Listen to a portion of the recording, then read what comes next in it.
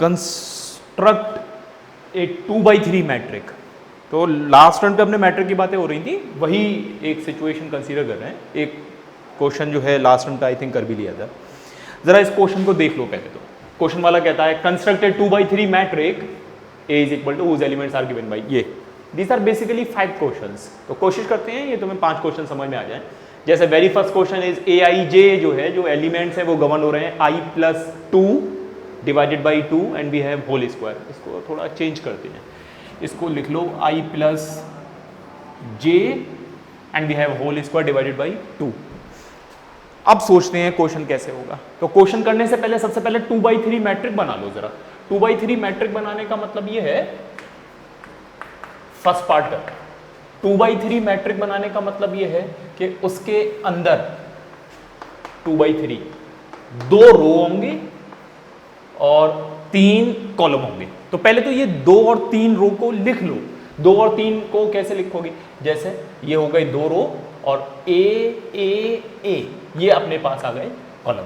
और अगर मैं कोडिफाई कर देता हूं तो कोडिफाई का मतलब है this is A12 A11, this one is A12 1 3 2 1 2 2 and we have 2 3। तो बेसिकली मुझे ये 6 सिचुएशंस फाइंड करनी है। ये 6 सिचुएशन फाइंड करते हैं। पहले पार्ट में फॉर्मूला है Aij will be equal to i+j divided by 2 and we have whole square. इस फॉर्मूले से गवर्न होता है। तो ये 6 चीजें इस फॉर्मूले से निकाल ले रहे हैं।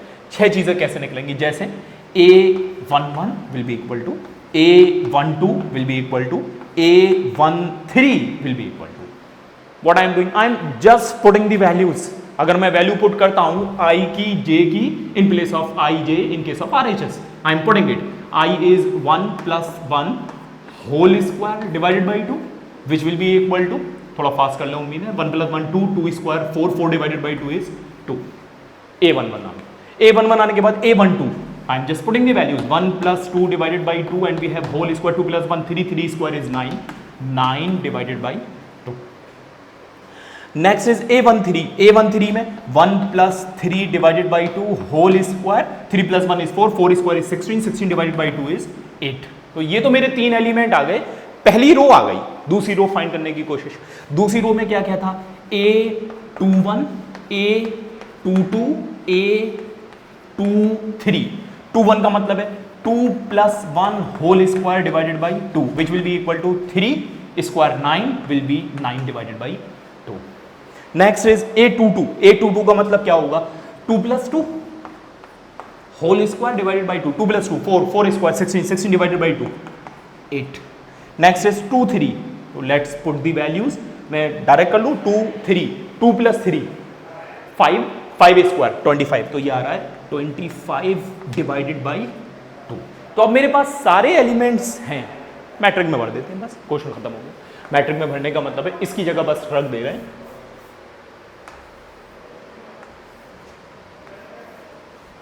A11 12 13 की जगह वैल्यूज भर देता हूं। We have 2 9 divided by 2 8 9 divided by 2 8 and 25 divided by. और ये अपना आ गया पहला पार्ट का आंसर। ओके, लास्ट रन पे जो क्वेश्चन दिए थे उम्मीद है तुमने करे हैं, और अगर नहीं करे हैं तो अब हमने भी वही सब कंसीडर कर रखा है। भी है फ्रैक्शनल पार्ट फंक्शन, GIF भी मौजूद है। कुछ ऐसी सिचुएशन भी है ना, ये डिवीजन हुआ है कि i जब बड़ा है i जब छोटा है तो ऐसे गवर्न होगा। पहला पार्ट समझ में आ गया। पहला पार्ट समझ में आया तो लिख लो जल्दी से। दूसरे पार्ट में क्या दे रखा है? मॉडुलस आ गया।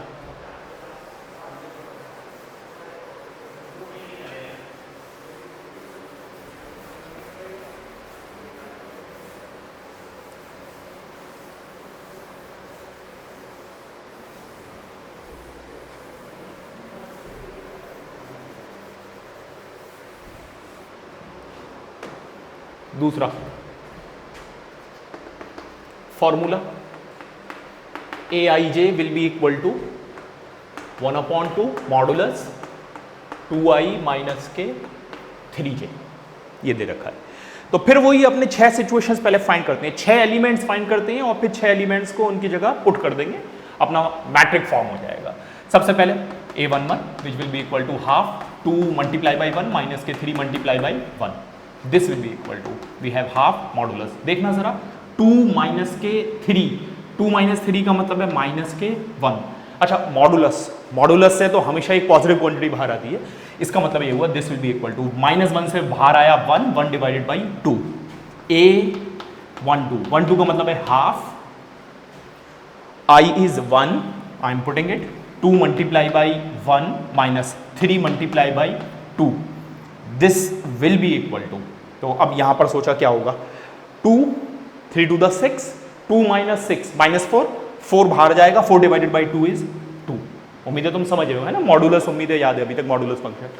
a13 will be equal to half 2 multiply by 1 minus के 3 multiply by 3 and we have modulus function.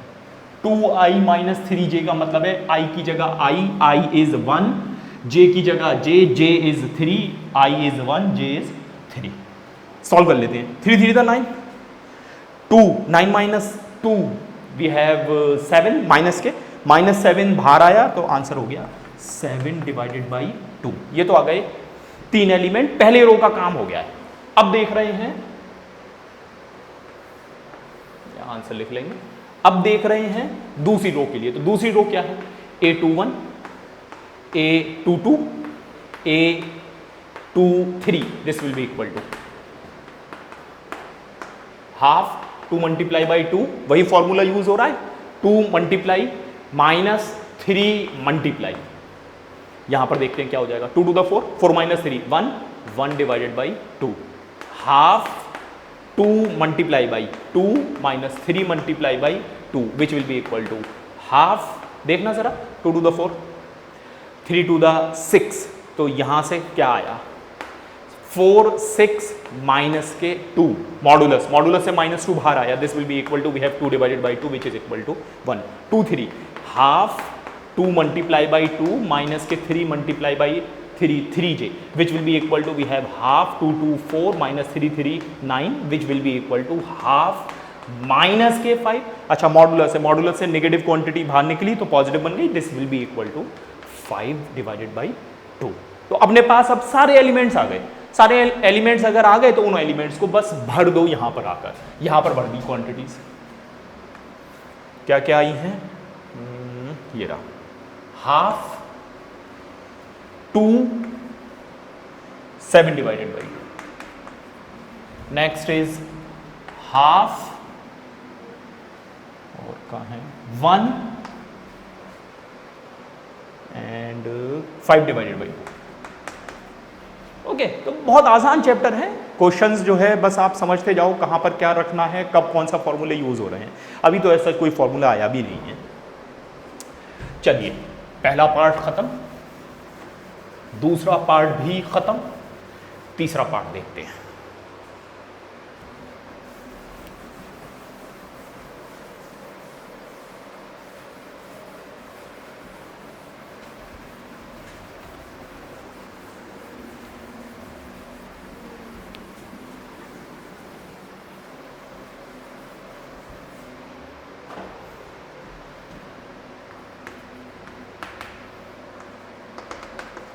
तीसरा पार्ट, तीसरे पार्ट में भी वही खेल है ना, a11 12 a13 a21 2 2 and we have 2 3, ये 2/3 बनाना है। अब जरा देखना खेल चेंज है ना, कोई एक फॉर्मूला नहीं है, यहाँ तो दो फॉर्मूले हैं, ऐसा भी हो सकता है 3 फॉर्मूले हो जाए, तो 2 फॉर्मूले हैं तब फिर कैसे करेंगे, कोई फर्क नहीं पड़ता अपने को, जो फॉर्मूला है उसे देखते जाएंगे और हम फाइंड करने वाले हैं a11 a12 a13 a21 a22 and a23। Formula देखना जरा, जब i j से बड़ा है तो फिर पहले फॉर्मूले से गवर्न होगा i माइनस जे, जब i j में i छोटा है तब i plus j formula use करो। देखते चलो जरा, पहला एलिमेंट a11, तो a11 का मतलब है i और j बराबर है तो इसका मतलब है ये वाला है बराबर है तो i minus J formula use होगा, i minus J I minus J का मतलब है 1 minus 1 which will be equal to 0। A12 तो आई जे की वैल्यू बड़ी है, जे की वैल्यू बड़ी है तो इसका मतलब है आई जे बड़ा है, इसका मतलब है I plus J formula use होगा, I plus J which will be equal to we have 1 plus 2 which is equal to 3। Next is A13, जरा सोचो, A13 सोच लिया, मैच कर लिया, मैं भी देख ले रहा हूं। 13 में जे बड़ा है, जे बड़ा है तो इसका मतलब यह है कि आई प्लस जे फॉर्मूला दोबारा यूज होगा which will be equal to 1 plus 3 which is equal to 4। ये भी आ गया। अगला देखो जल्दी जल्दी, 2 आई 1 जे 2 बड़ा है, 2 बड़ा है इसका मतलब है आई बड़ा है, आई बड़ा है तो इसका मतलब है i minus J formula use होगा which will be equal to we have 2 minus के 1 विच इज इक्वल टू 1। 2 दोनों बराबर हैं, दोनों जब बराबर हैं तो फिर कौन सा फॉर्मूला, ये है बराबर वाली situation, i minus j situation, i minus j which is equal to 2 minus 2 which is equal to 0। अगला 2 3 का मतलब है आई इज 2 जे इज 3, जे 3 है तो इसका मतलब यह है कि जे बड़ा है, जे बड़ा है तो फिर ये वाला फॉर्मूला यूज करते हैं, we have i plus J which will be equal to 2 plus 3 which is equal to 5। Okay, ये वैल्यूज आ गए। तो इसका मतलब ये हुआ कि क्वेश्चन में हमें बोलेगा 2/3, 3/2, 3/3 ऐसा करके कोई मैट्रिक बनाओ और उसके एलिमेंट जिस पर्टिकुलर फॉर्मूले से गवर्न हो रहे होंगे वो फॉर्मूला दे देगा। उस फॉर्मूले में हम लोग क्वांटिटी पुट करेंगे आई की और जे की accordingly and will find the elements. तो I am having all the elements, I am just putting the values in respective places, will get 0 3 4 1 0 5, ये आंसर हो गया। ठीक है, चलो अगला क्वेश्चन देखते हैं जल्दी से। थर्ड हटाओ।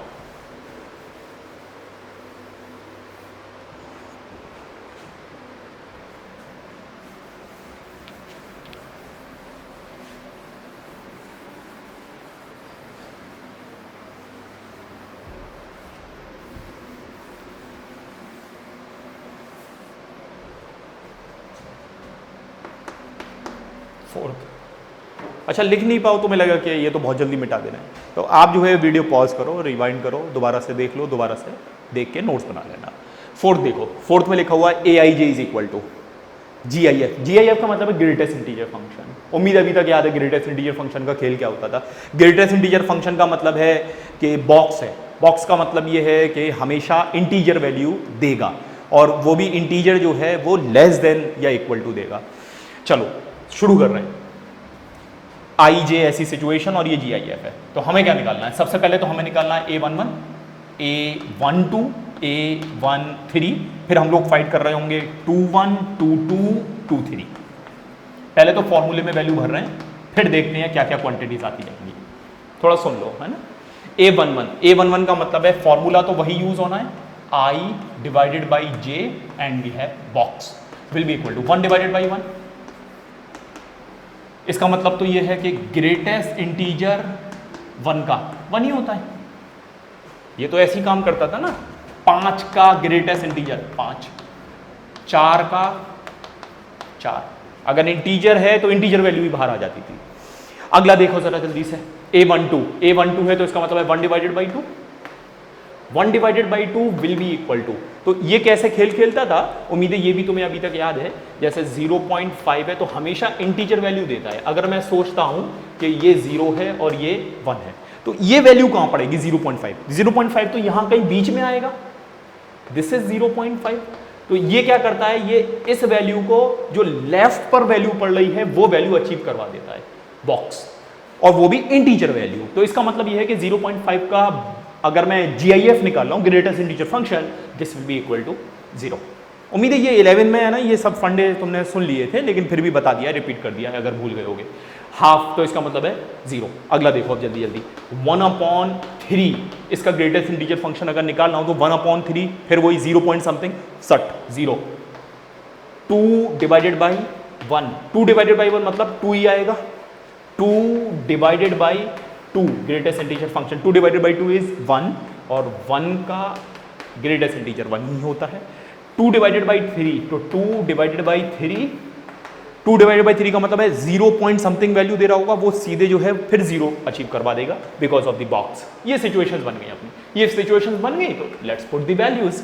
We have A11 1 0 0, then we have 2 1 and we have 0। Okay, ये अपनी सिचुएशंस जनरेट हो गई। उम्मीद है तुम्हें बातें समझ में आ रही है जो जो समझा रहे हैं। एंट्री कर लो। GIF भी हो गया। GIF होने के बाद अब लेके आ रहे हैं fractional part function. Fractional part function कैसे सॉल्व करेंगे, आ जाओ देख लो।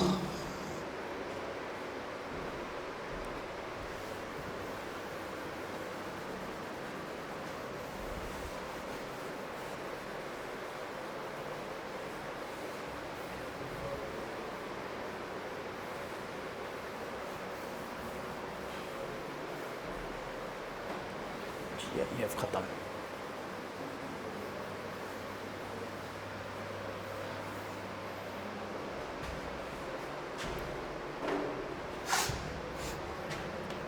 फिफ्थ सिचुएशन, AIJ जो है वो है 2i 3j और ये फ्रैक्शनल पार्ट फंक्शन है। अच्छा, फ्रैक्शनल पार्ट फंक्शन तुम्हें याद है ना कि 0 और 1 के बीच में जो है वो वैल्यूज लाई करती है। अगर ये याद है तो अब मैं क्वेश्चन सॉल्व कर सकता हूं, देखते जाना क्या क्या निकालना है। पहले तो वही A11 A12 A13, ये 3 वैल्यूज निकाल रहे हैं, सिर्फ वैल्यू भर रहे हैं, कुछ भी नहीं कर रहे। फॉर्मूले के लिहाज से 2 multiply by 1 divided by 3 multiply by 1 will be equal to 2 divided by 3 will be equal to 2 divided by 3। अब ये 2 डिवाइडेड बाई 3 क्यों आ गया? क्योंकि 2 डिवाइडेड बाई 3 जो है वो खुद जो है वो फ्रैक्शनल सिचुएशन है। उम्मीद है इतना तो याद रह गया था, पूरा 11 पढ़ा था कि कोई भी अगर इंटीजर, अगर कोई भी नंबर मैं कंसीडर कर रहा हूं, कोई भी नंबर मतलब अगर मैं नंबर कंसीडर कर रहा हूं x, तो वो इंटीजर और उसके फ्रैक्शनल पार्ट के सम के बराबर होता है। क्या बोला, दोबारा से सुनो। कोई भी नंबर हो तो वो इंटीजर और उसके फ्रैक्शनल पार्ट के बराबर होता है, सम के बराबर होता है। तो इसका मतलब ये है कि इसी को मैं ये भी लिख सकता हूं x माइनस के greatest integer function and we have fractional part function. इसका मतलब ये है कि फ्रैक्शनल पार्ट फंक्शन जो है वो इसके बराबर होता है, x माइनस के GIF का मतलब वही बॉक्स। अगर ये समझ में आता है तो फिर ये भी समझो जल्दी से, will be equal to x minus के ग्रेटेस्ट इंटीजर फंक्शन। तो अगर मैंने तुमसे कहा कि ये x की जगह मैं 5 रख रहा हूं, इसका मतलब ये आ जाएगा 5 5 5 का मतलब है इंटीजर ही रख दिया है। इंटीजर का मतलब ये है ना 5.0 3.0 2.0, तो फिर देखना 5 ग्रेटेस्ट इंटीजर से आंसर 5 ही आ जाएगा। 5 minus 5 this will be equal to 0। तो मैं कंक्लूड करता हूं, जब भी फ्रैक्शनल पार्ट फंक्शन फाइंड कर रहे हैं, अगर फ्रैक्शनल पार्ट फंक्शन के अंदर जो वैल्यू है x की वो अगर इंटीजर है तो फिर आंसर जो है वो 0 देता जाएगा। क्यों देता जाएगा? 5.0 3.0 2.0, तो ये इधर जो वैल्यू रखी हुई है वही वैल्यू देता जाता है। अच्छा, अब अगर ऐसा हो जाए जैसे 5.1 3.2 2.3, अब क्या आंसर निकाल के देगा? एक पार्ट करके दिखा रहे हैं। जैसे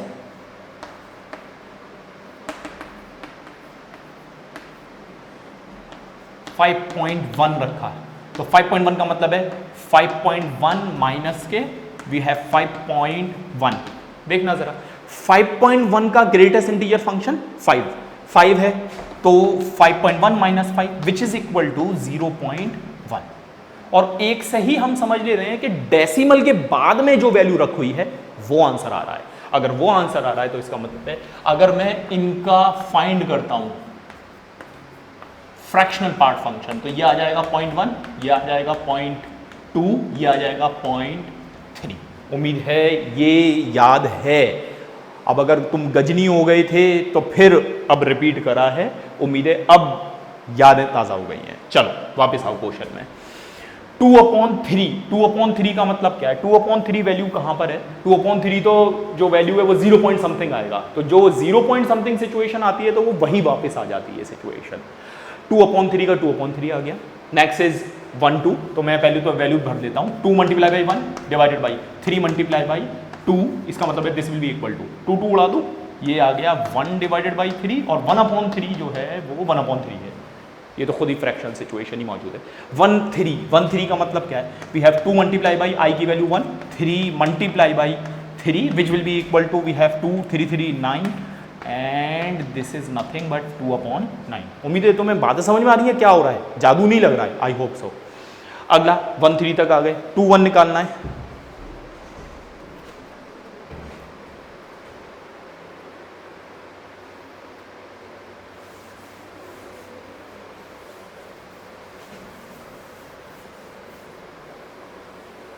एक सिचुएशन सोच रहा हूँ दिखा दूँ, कुछ लोग खामखा जो है बिखर जाएंगे। यहीं पर ये फॉर्मूला है, मतलब बेस तो यही है। अब अगर लेट से ये 2/3 वाला देखो, अगर मैंने x की वैल्यू रख दी 2/3 तो ये हो गया 2/3 माइनस के 2/3। अच्छा 2/3 का ग्रेटेस्ट इंटीजर फंक्शन क्या होगा? तो 2/3 जो है वो 0 और 1 के बीच में है, 0 पॉइंट समथिंग, तो इसका मतलब है वो 0 कर देगा जब इंटीजर देगा लेफ्ट साइड वाला। This will be equal to we have 2/3 minus के 0, this will be equal to 2/3। अब तो क्लियर है, अब तो चले आ गया है ना, हम 12 कर रहे हैं अब।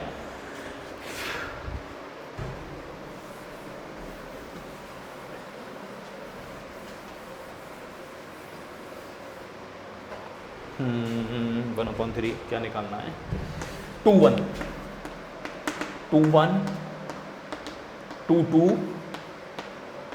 2 3। अब देखो जरा 2 1, तो again we have same formula, I am using the same exact formula, 2i divided by we have 3j, यही फॉर्मूले से सब गवर्न हो रहा है।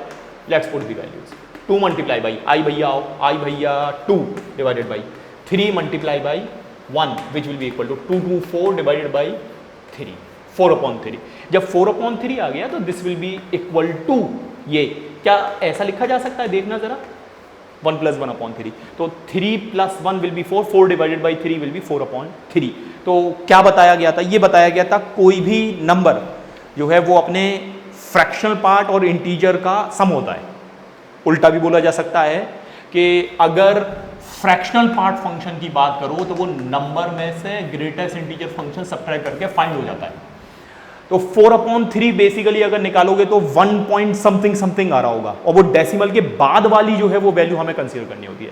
तो as far as 4/3 situation is concern, अगर मैं इसको कैलकुलेट करने जाऊंगा तो इसमें जो 1 है वो तो इंटीजर वाला है, वो अगर इंटीजर है तो इंटीजर तो हमें चाहिए ही नहीं। This will be equal to we have 1/3। Okay, और अगर तुम्हें समझ में नहीं आया कि ये जादू क्या हो गया तो वैल्यू वहां जाके भर दो, वहां जाके अगर वैल्यू भरोगे you will get the same situation. Okay, मैं वैल्यू नहीं भर रहा हूं, मैं आगे बढ़ रहा हूं। अब तो 1/3 ये सिचुएशन आ गई। 2 2 2 2 चलो आओ, 2 multiply by 2 divided by 3 multiply by 2, ये 2 2 उड़ा दे रहा हूं। This will be equal to we have 2 divided by 3 which is equal to 2/3। Fractional part function है। अच्छा 2 3 की दुनिया में let's put the values, 2 multiply by 2 divided by 3 multiply by 3, this will be equal to 2 2 4 3 3 the 9, तो 4/9 तो जो है वो सिचुएशन दिख रही है हमें, खुद ही फ्रैक्शन सिचुएशन है, वही सिचुएशन आ जाएगी 4 डिवाइडेड बाई 9। तो अब अपने पास सारे एलिमेंट आ गए।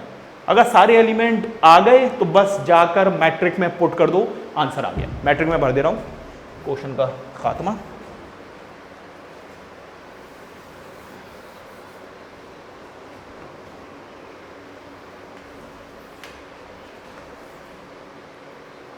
टू अपॉन 3 1 2 1 2 1/3 2/9, पहली रो।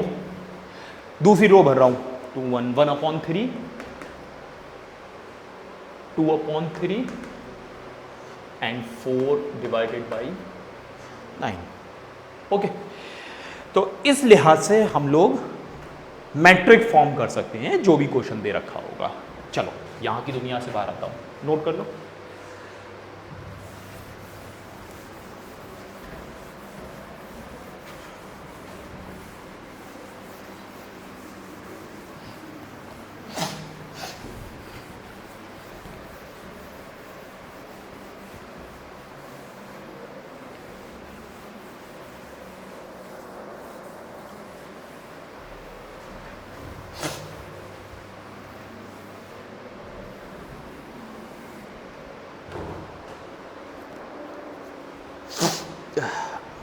चलिए साहब, अगला सिचुएशन कंसीडर कर रहे हैं हम लोग। पहले एक क्वेश्चन और दिखा दूं जल्दी से, फिर उसके बाद टाइप्स की दुनिया में चलेंगे।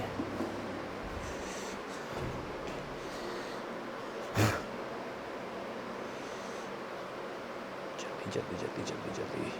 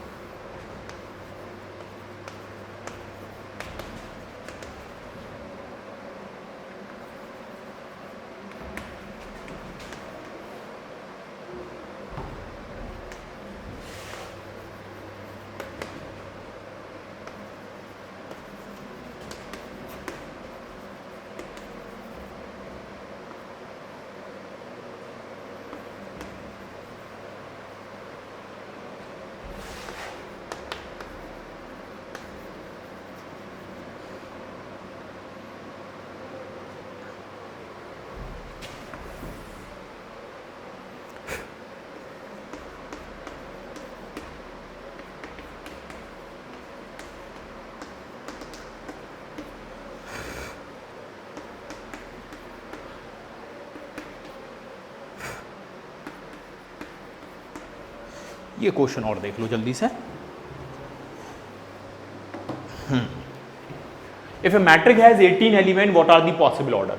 वो ये बता रहे हैं कि 18 एलिमेंट है और मैं इस एक क्वेश्चन का 4 क्वेश्चन बना दे रहा हूं, तुम्हें पूरी बात समझ में आ जाए।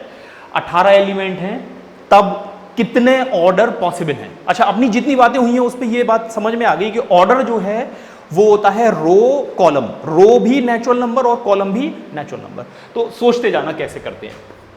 18 है तो मैं लिखने की कोशिश करूंगा, जैसे 18 को मैं लिख सकता हूं 1 मल्टीप्लाई बाई 18। अच्छा, ये भी लिख सकता हूं 18 मल्टीप्लाई बाई 1। ये ऑर्डर है, एक रो और 18 कॉलम, 18 रो और 1 कॉलम।